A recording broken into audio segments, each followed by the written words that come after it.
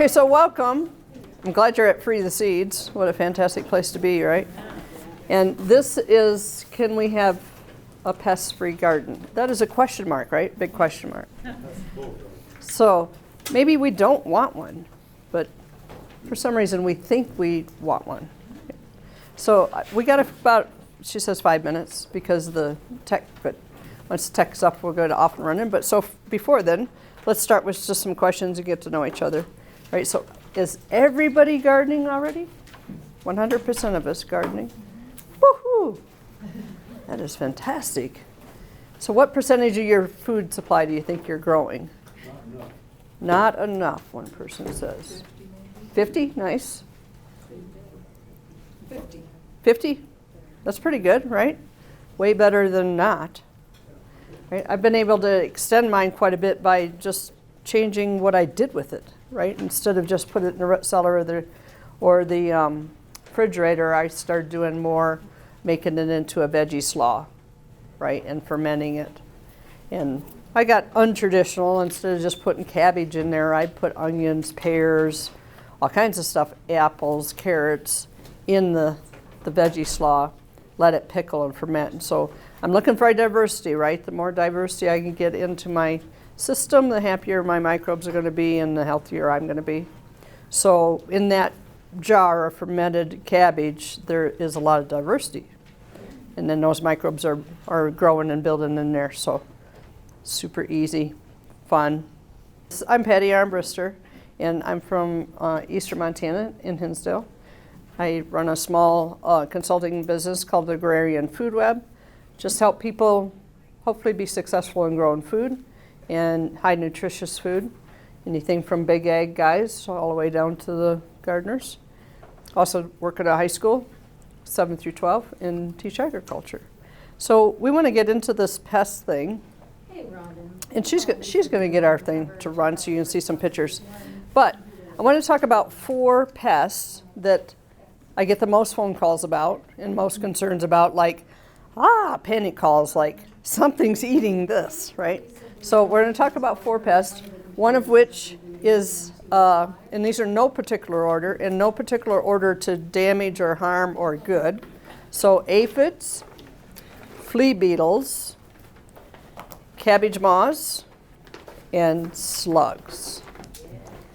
So those are the 4 that we're going to address.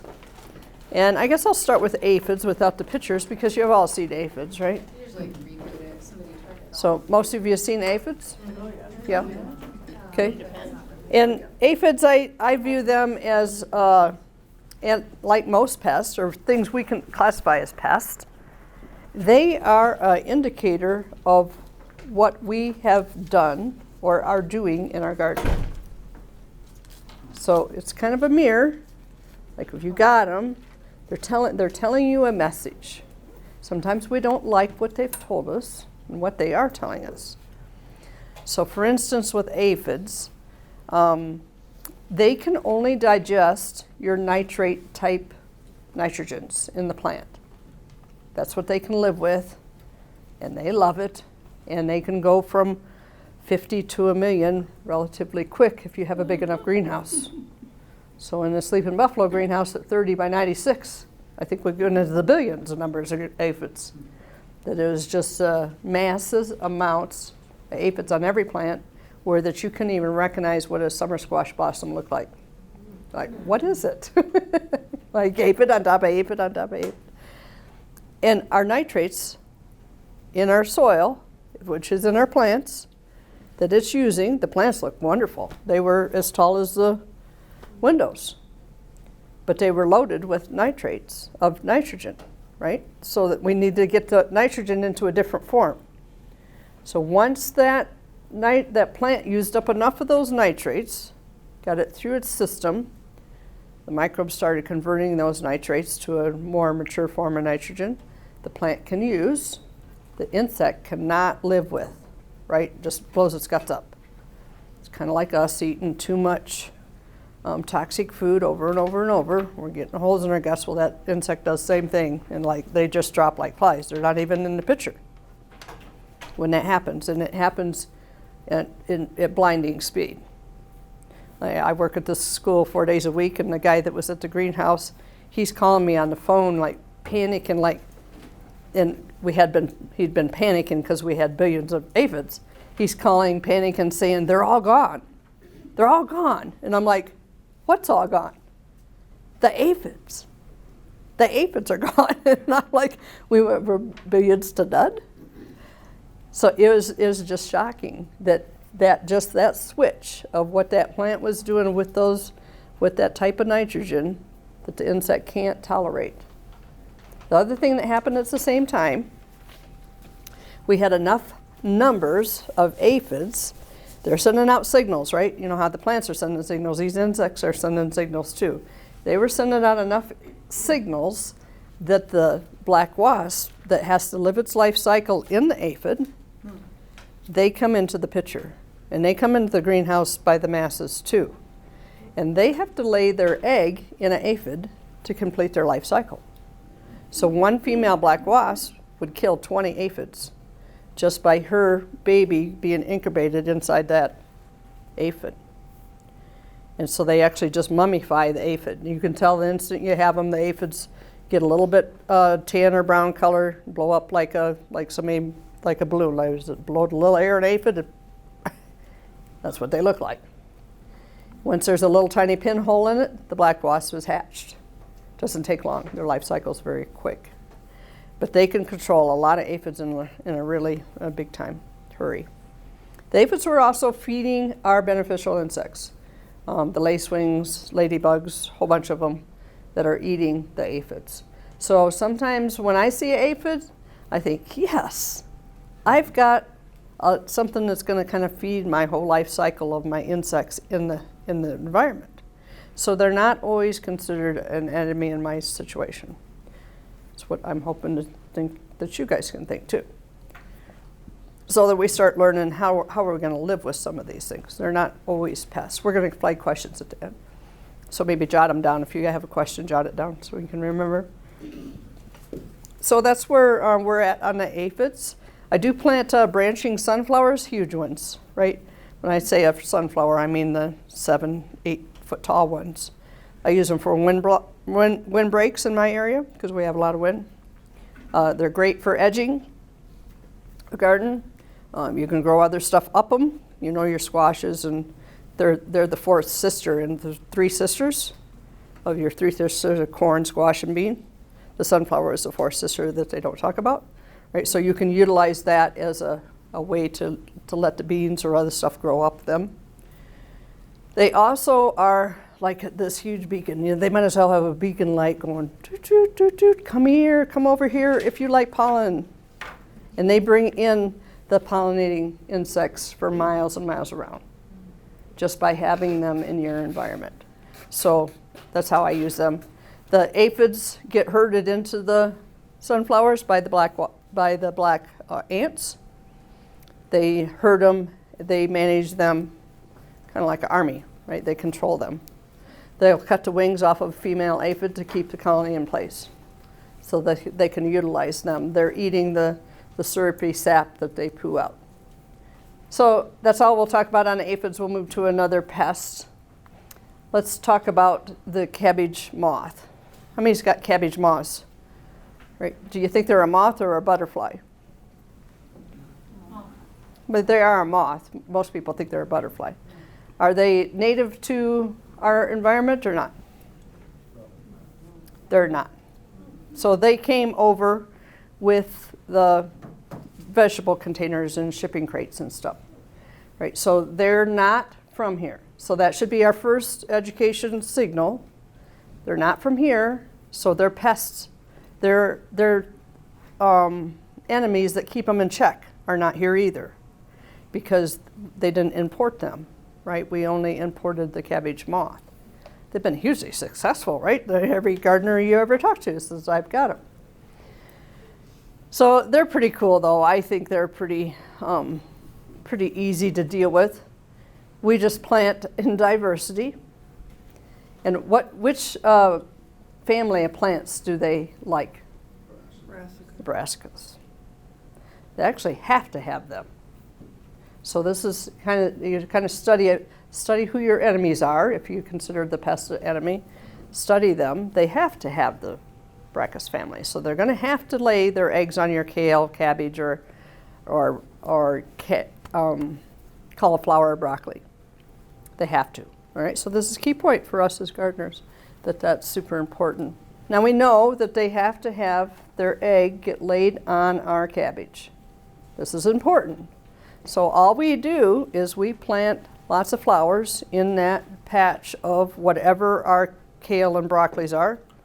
You're not monocropping them, right? You're not going to plant one massive row of kale. Don't do that, right? So you're going to plant these flowers with them. Buckwheat, calangia are the two that I like to use the most. I'll intertwine some marigolds. I'm only using marigolds for scent, right? The more scent you get in the area, and your calangia and buckwheat are growing usually above your plant family, the cabbages that we want to protect, they get those moths so confused that they're like, what the heck is going on? They're so confused that they lay their egg on the wrong plant. When they do, their babies can't survive and they don't turn into the worms that we love so much. They don't turn into them because they can't. Oh, this is our perfect vision. This is what we have in the winter, our perfect vision before the pests arrive, right? This is what we think we're going to get. And then the pests show up. So this is a regenerative garden.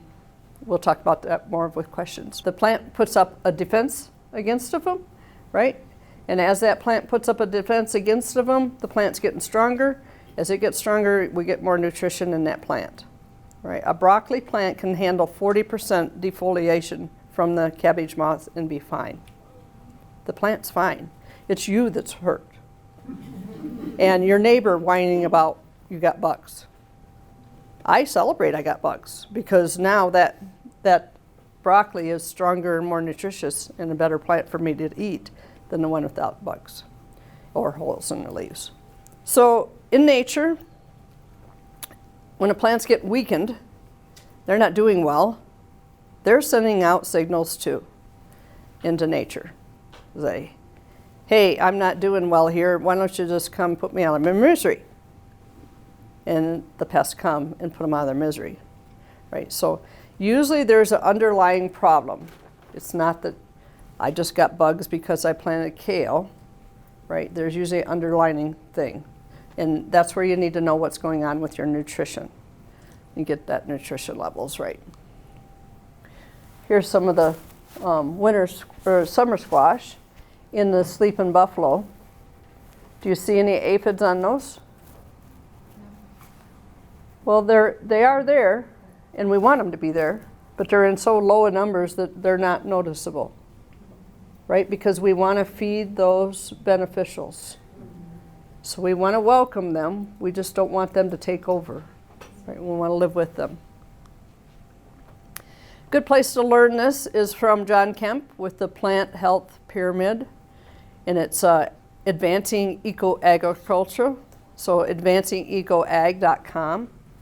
And he's got webinars, podcasts, YouTube channel, and he'll educate anyone that will listen to him. The man's a genius. He's a vegetable gardener from Ohio. He's an Amish person and has turned into this incredible business of trying to change Big Ag and anybody else that will listen to him into a better grower. So when we had those aphid numbers exploding on us, we were down here in the lower part and not up where that we was really doing what we needed to do. So one of the things that you can look at on your kales and cauliflowers and stuff to know that I don't have to go pay for this test to figure out if I'm doing well or not, the plant will tell you. You just need to listen to your plants and pay attention better. So when the cabbages get that really waxy looking coat on them, they're just covered with it. It's a great teaser for kids in the garden because they're like, what is it? It's on the fruit, it's on the plums, it's on the cabbages. So those are lipid, and it's making a waxy coat to protect the plant, right? And when it's doing that, it's doing the best that it can do for nutrition, photosynthesis, and everything. You're just might as well go pat yourself on the back, go celebrate. Your plants are doing the best that they can do, and you will not have pests when that's going on. So just kind of pay attention to little things. We're going to talk more about diversity toward the end, but this is the diversity in the sleeping buffalo greenhouse. Arch enemy number one, and it comes to no-till, is the slug. Everybody's got them, wants to get rid of them. Figure out, how do I get rid of them?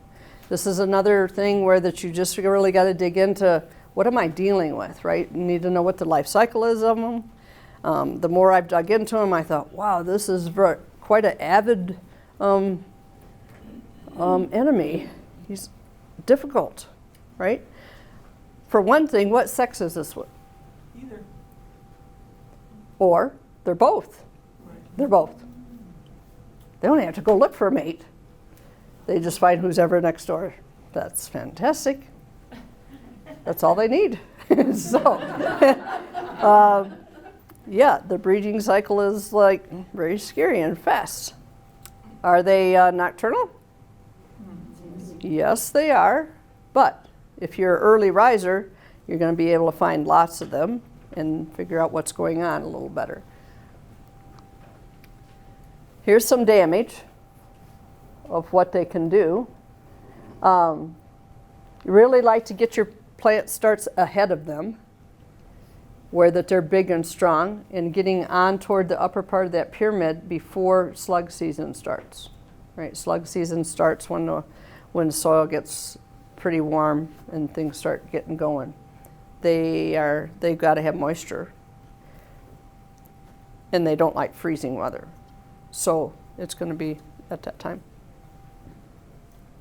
Yeah, they can do some ugly damage, right? So the slug traps and baits, like they talk about the beer bait, I did that. What a waste of beer. What a waste of time that didn't work. But I think trapping is one of the better ways to going about it, because they have like 30 to 40 eggs a year.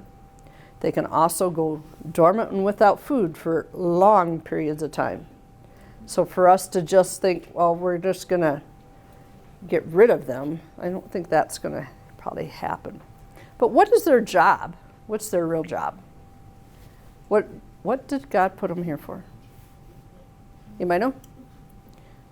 Okay, so they're a primary decomposer. So if you've got something that needs decomposed, they're going to be in your system. As long as you have a wet enough system and they got dark places for them to get to, then you're going to have them.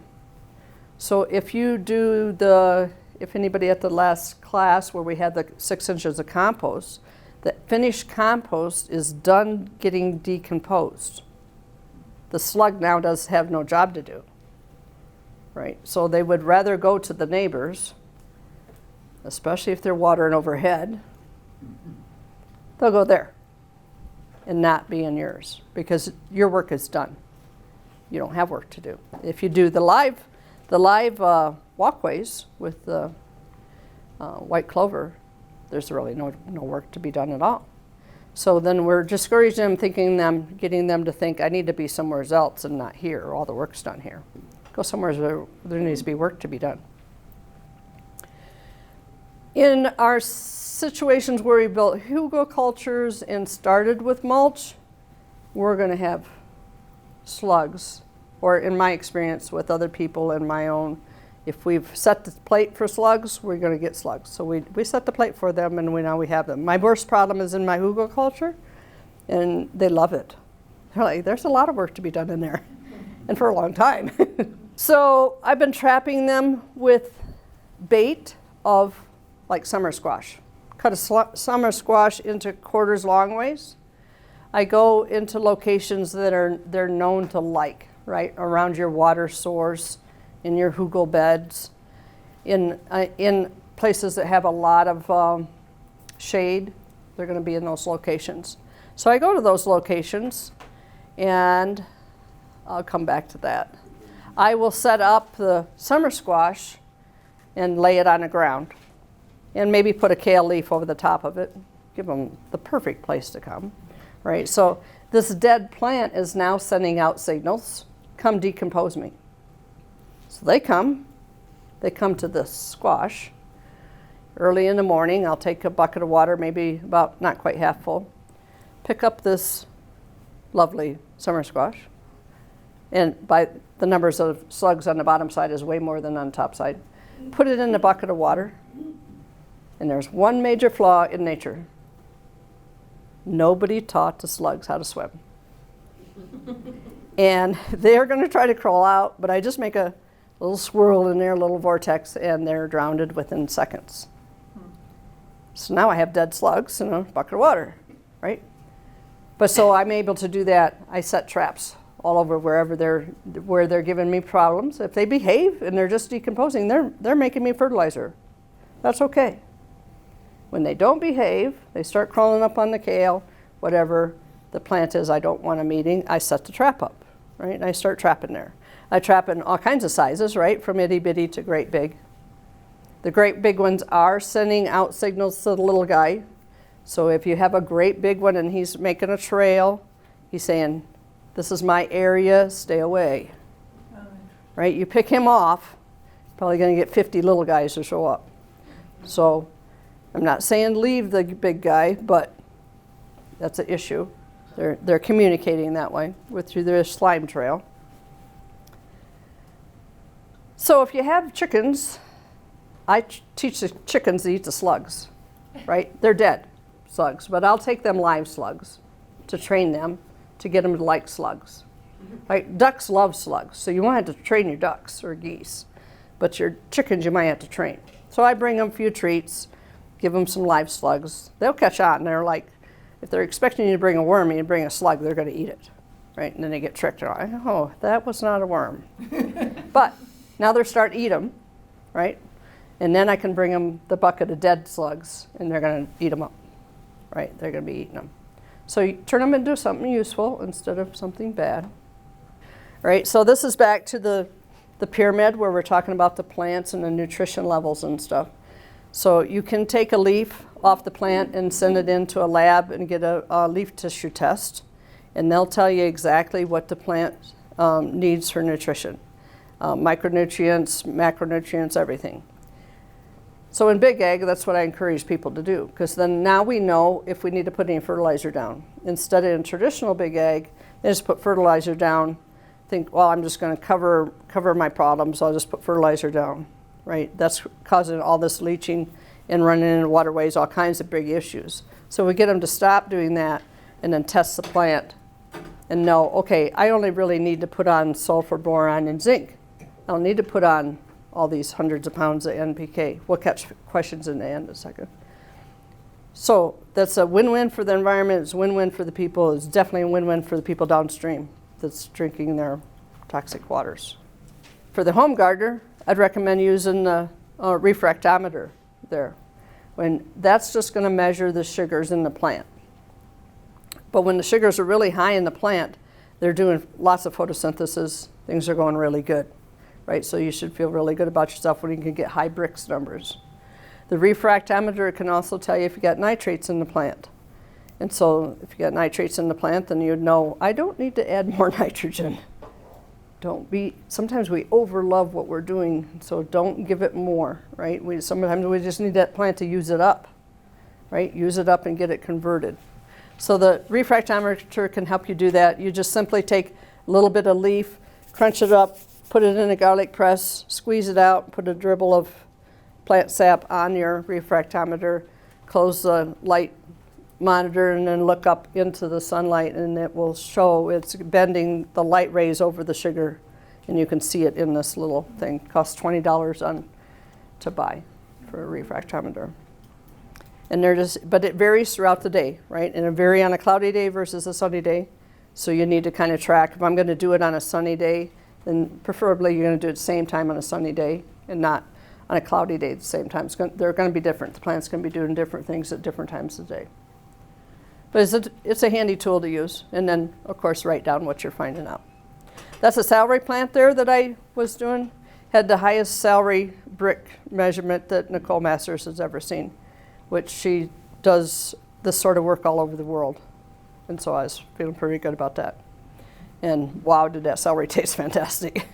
So for the layman, you can do it by taste. So if you got a plant that tastes super good and the other one tastes bland, that super good one is where your nutrition is. So in your grocery store, if they'd let us do taste tests before we buy, we would have it all figured out, right? It would not take us long to figure out who's producing X, Y, or Z and go buy from them. Wouldn't take long. You can do it with your taste buds. We talked about aphids. There's a poor pepper. Man, they love peppers. The aphids do. But the peppers were defoliated, or not defoliated, but decolonized by aphids through this nutrition thing. You see these little tan one, it looks like it's all blowed up, right? So the black wasp has already got her egg laid in that, and they actually consume that aphid from the inside out, make it into a mummy. So those are what we call aphid mummies. And so when you're seeing aphid mummies in your gardens, yes, things are really, really good, right? Leave them alone. Those aphids are feeding other things. Those black wasps are really hard to see. They're smaller than a mosquito, but we will see them kind of float around. But one female's doing 200, taking care of 200 aphids. So it's pretty good. You can buy them. I think there's places you can buy them. How many's got flea beetles in their gardens?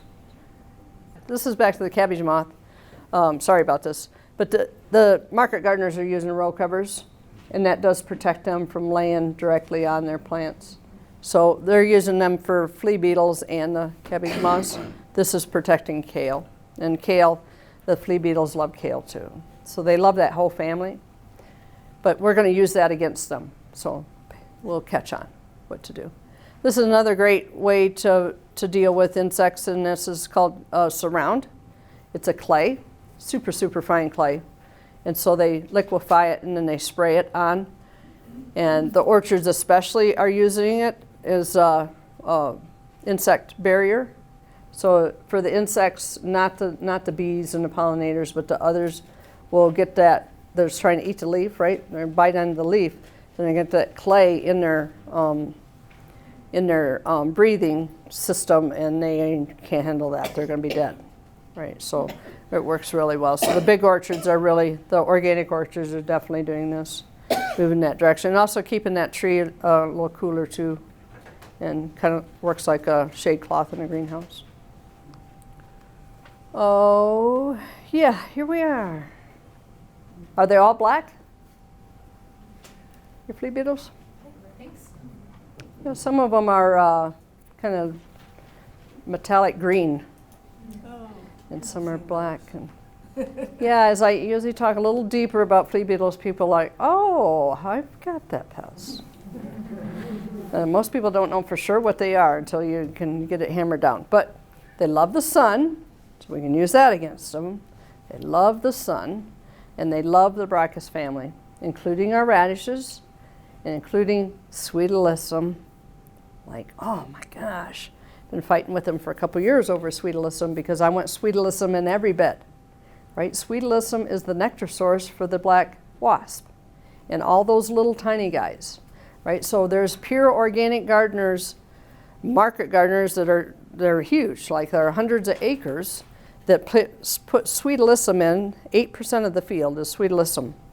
And the other is romaine lettuce, and they have aphid 0 none with just Sweet Alyssum, right? And they have an exterior barrier on the outside of their land that's all pollinating plants, perennials, and different things. So those a harbor place for beetles and a harbor place for the insects to have a life and to do their own thing. That's what's wrong in the big scope of things is we've removed the diversity so badly that the insects have no place to live and live out their life cycle. It's not just the honeybee. The honeybee is just the one we hear about and we're in love with. It's everybody else we're damaging just as bad. But this flea beetle, look at that. That is a nasturtium. And so aphids and flea beetles will be attracted to nasturtiums. And nasturtiums, if you have your trailing nasturtiums, they trail There's two different varieties. One trails about 4 foot, another will trail 6 foot.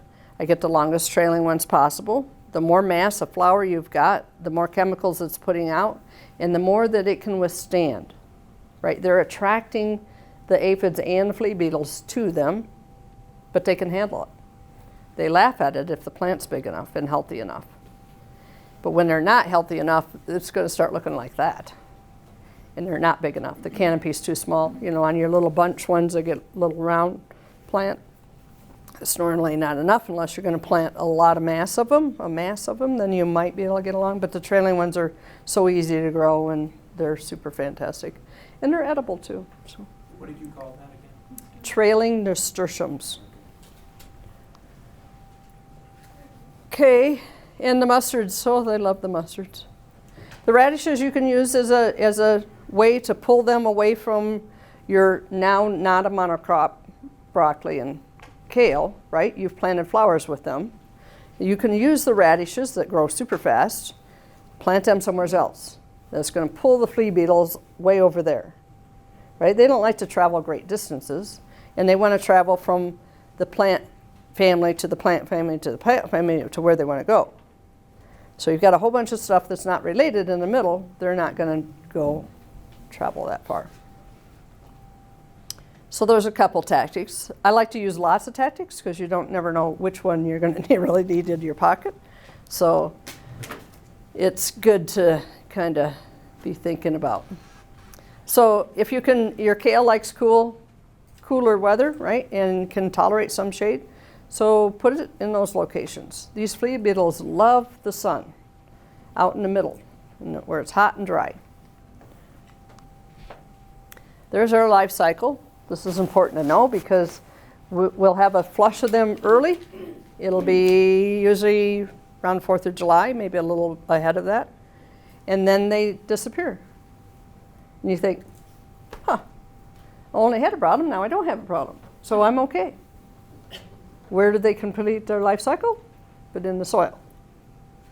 And that's what they're doing. They're going to make 2 or 3 populations of them in 1 year if you have a long enough growing season and you give them enough food source. So in my area, we get 2 flushes of them. The early one, and then we'll get 1 in August. A lot of times if it's been cabbage, we've already harvested and they're gone out of the scene, so they're not a problem. Your radishes are gone out of the scene. But then there's your lovely kale or maybe your broccoli, depending on when you planted it, and they are hammering it. Because now they're the only family left that they could eat on. If you have those big trailing nasturtiums and they get huge, they're going to go eat on them instead. So sometimes we've got to think, how are we going to live with them instead of live against them or fight them? Oh, while we're in the soil, this is key, right? What's their enemy? What's that? Sunlight. But in the plant world, remember the aphids getting ate by the lady beetles and lacewings. Who's going to eat him? Nematodes.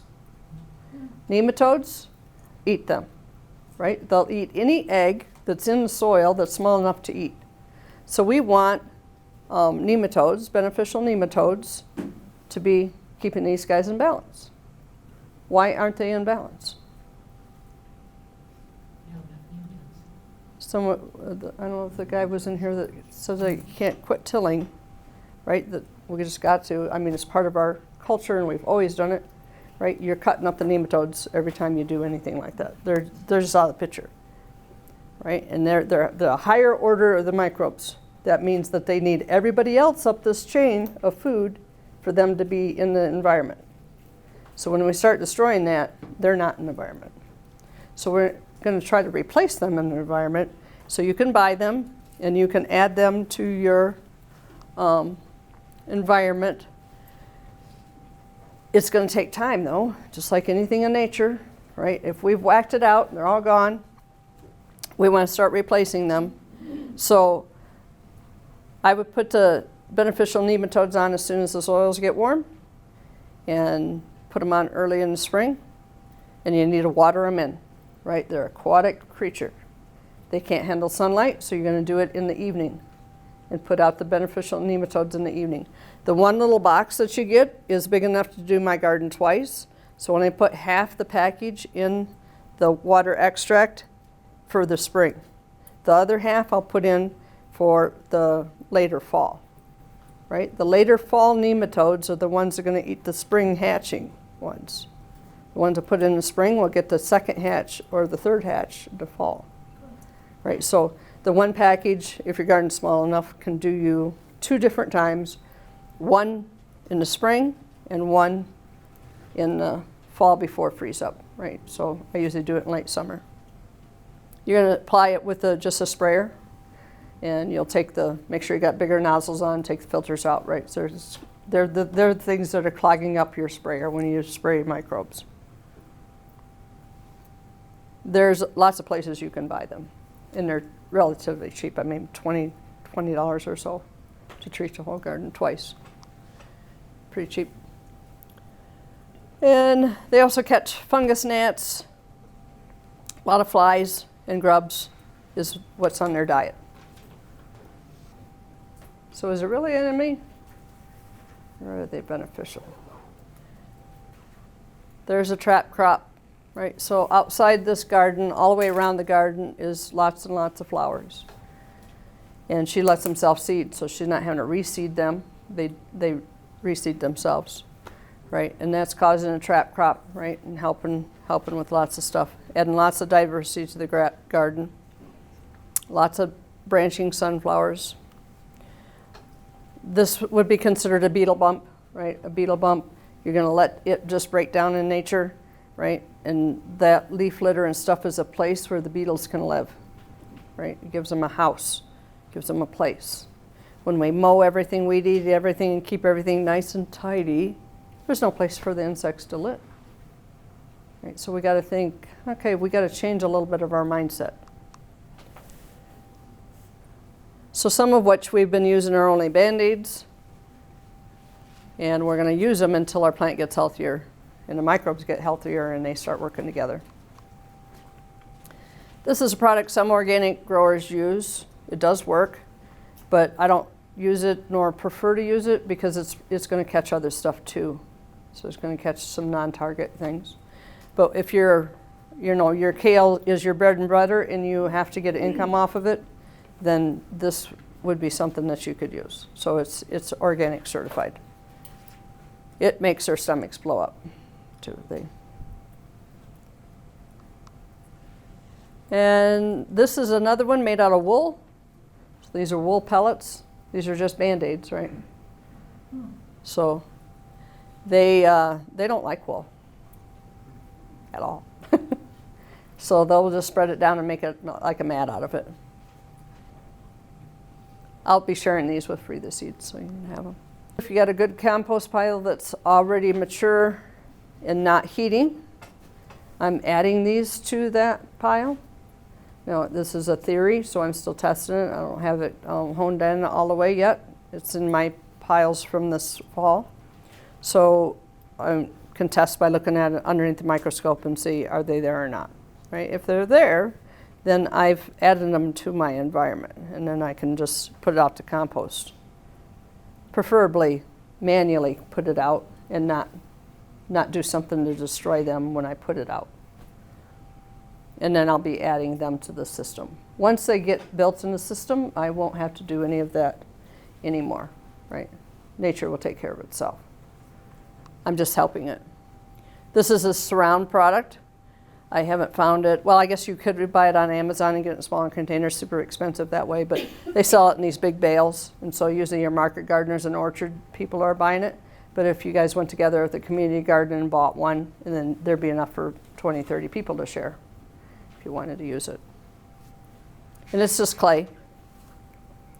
If you're really desperate and you've got to have that crop and you don't have this year to get this thing figured out and become a better gardener, then you can use BT. So BT is only going to get your cabbage, your moths and stuff. And it's natural, comes out of the soil. Thank you. And but it can be abused.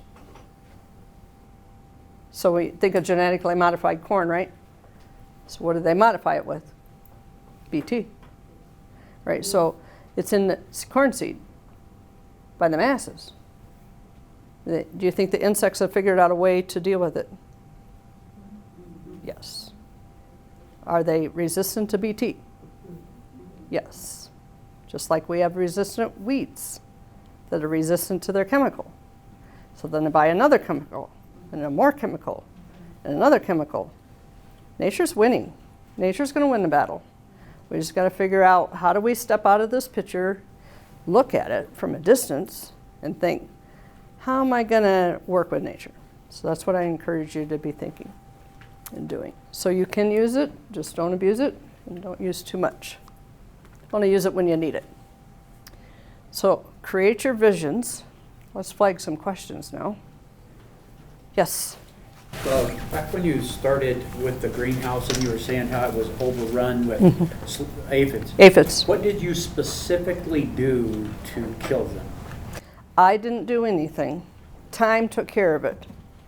Right? So in the beginning, when we made our soil, we made it from this old cow manure, our dead cattails and wood chips. Right? We composted it, but it was not a finished compost. Right? It was still pretty raw.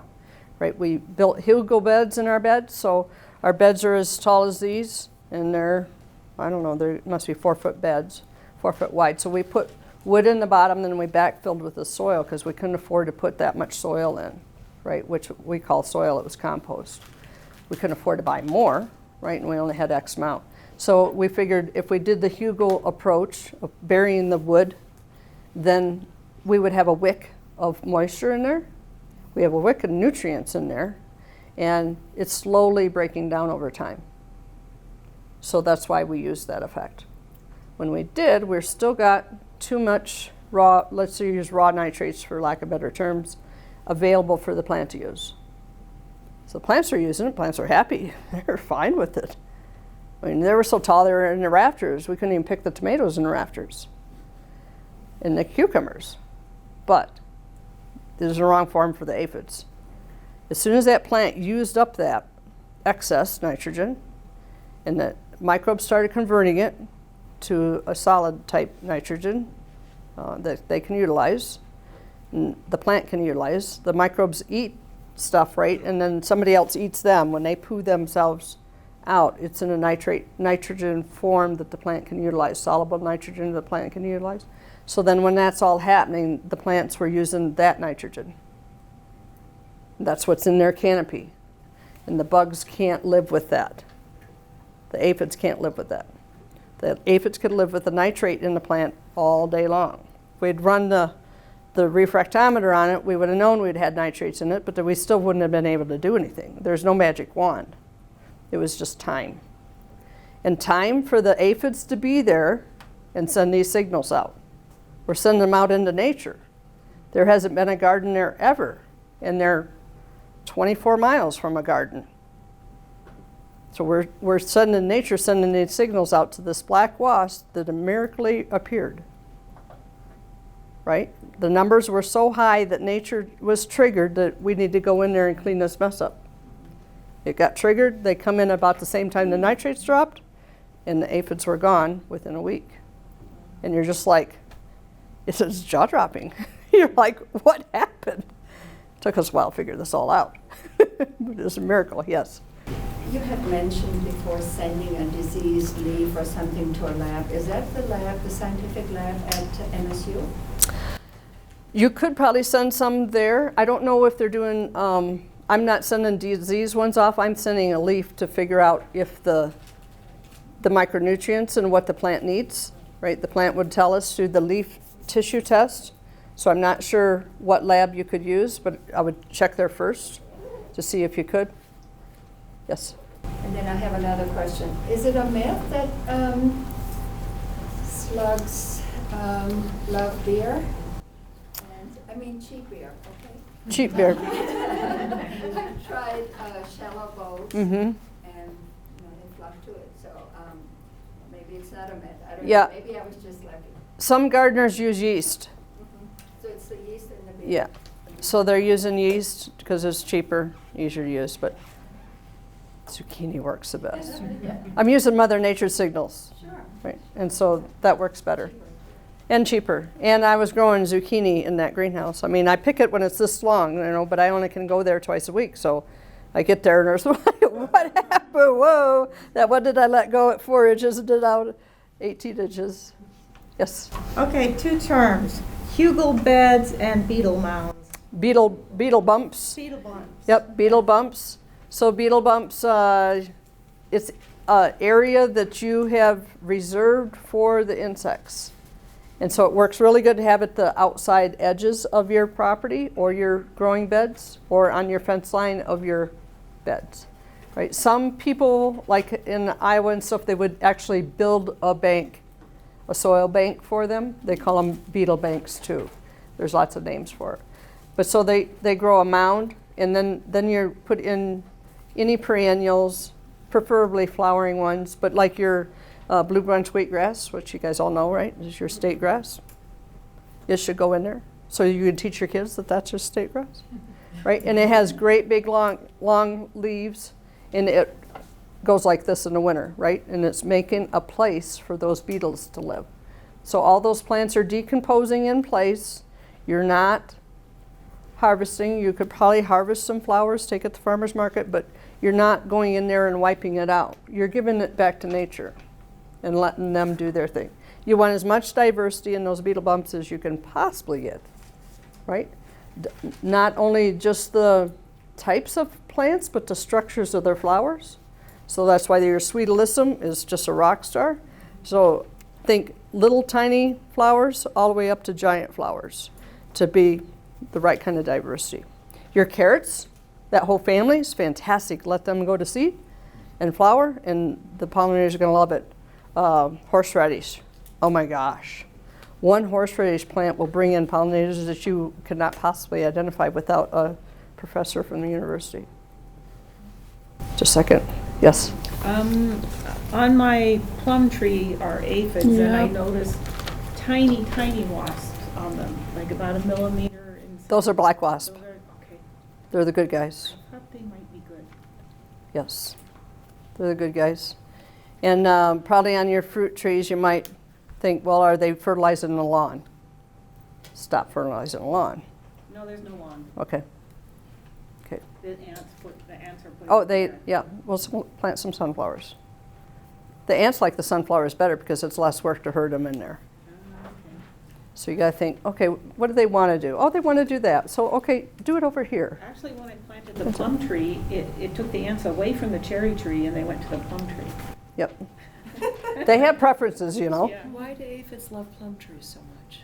They like what they like, right? I mean, they're pretty specific, right? Though, if I have a wheat aphid, it's not going to harm my garden, right? So they're all different kinds of aphids. Look them up on the internet. Tremendous numbers and different colors, and they have targets of what they like. A soybean aphid is different than a wheat aphid, right? So Just lots like of different my plum aphids. tree gets them like crazy, and I put an organic oil on them, but it just keeps seeming to come back. In your fruit worse and trees? worse, yeah.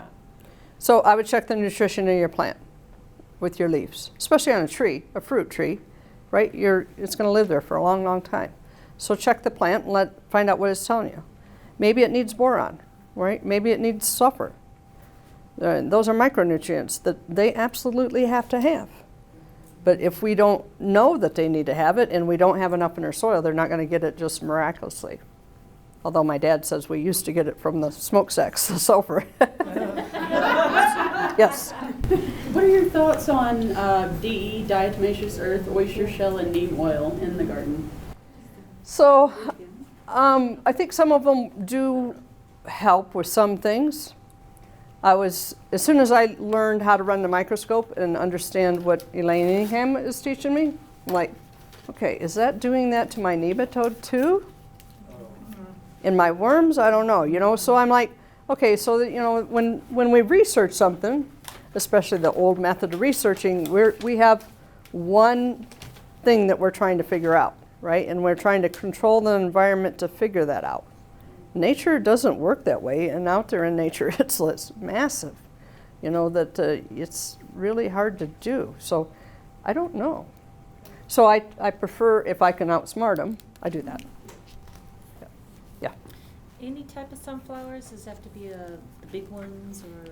No, I like the big ones because they're like a beacon bringing in these pollinators, right? So in this little tiny town of Hinsdale, Yeah. I've convinced everybody to get off chemicals, Wow. but I'm the only one still planting lots of flowers. Yeah. Where do you think the honeybees go? Yeah. Yeah, we can go check them out any time of the day you want to go check them out and see what we got. On the MSU bumblebee thing, I don't know how many bees I sent into them.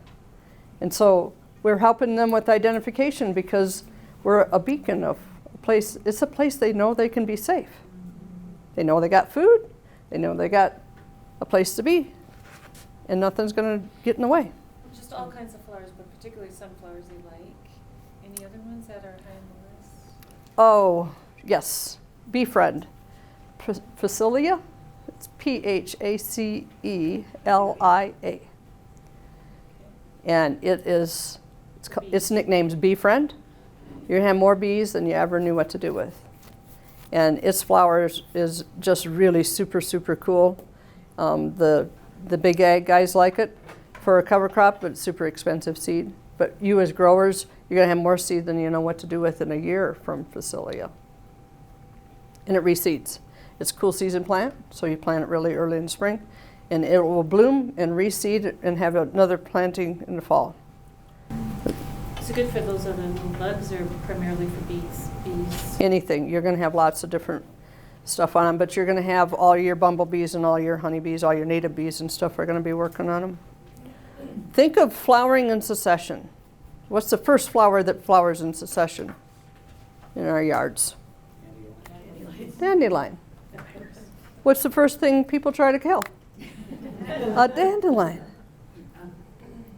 If they understood the life cycle of the bumblebee, they would stop killing the dandelions. They are their food source. They've hibernated like a bear all winter long and are desperate to get food when nature provided them food, and then we go out there and chemically whack it. Stop doing that. Right? It's a taprooted plant. It's telling you have compaction, and you probably got a calcium problem too. So you need to dig into nature. What's wrong? They're signals. So the weeds are signals, the pests are signals. Yes? So I have a huge problem in my garden with earwigs. Earwigs. Earwigs, a ton of them. So I don't know if there's something that's not chemically. I used diatomaceous earth, that's what you heard about, to kill them. I have not even studied them. So I would get a hold of a researcher at the university and start digging into their life cycle and different things and figure them out. So the first thing I try to figure out is, okay, what's their life cycle and what's their job? Right? Nature's got a job. Everybody's got a job. So if you can figure out what that is and not have that job openly available, like, come over here, the job needs done. You don't want to do that. If you can do it the other way, like they go over there and you're over here, so you figure out ways to work with them. So I have not studied that pest, so I can't help you, but yes? What's the name of the lab you specifically use for the nutrients of the plants, or the one you recommend? For the microbes? Yes, try to find out where. Okay, so for the microbes, if we're going to do a microbe test and we want to find out who and which nematodes we have and how many nematodes we have and all the X, Y, and Z, we do that at Earth Fort Lab. It's in Oregon, owned by Matt Slater. If we want to just do, we're doing a huge fields, I'm like, well, we don't want to pay $140 a test. Then we're going to send it to Ward Lab and do a Haney test. And they're just going to figure out how many are in your sample from respiratory. So they'll know how much is in there. They will not know who's in there. They just know how many is in there and how much nitrogen they can provide to your plants and stuff. So they'll give you a recommendation. Like say if you're at the NRCS office and you take your stuff into them and they get the report back and they're like, well, it says that you could decrease your nitrogen by 50%. And the farmer and the NRCS person are going to look at each other like, should we trust that? Like, they don't know because they haven't been exposed to it enough and they haven't had enough training to know, yes, you should trust that. Only put 50% of the nitrogen on. Because the second they do more than that, the plant's not using it up. The nitrogen the microbes had available for the plant to use, they're using that too. But there's a big devil's advocate there. We don't have time for that because it's 2 o'clock. Because when we provide the nitrogen, what's happened to the microbes that was going to provide nitrogen? Not going to be there. All right, so we got to summarize, and I hope you're going to grow healthy. All right, healthy soil will be healthy life. And thanks for coming. Thank you. All right.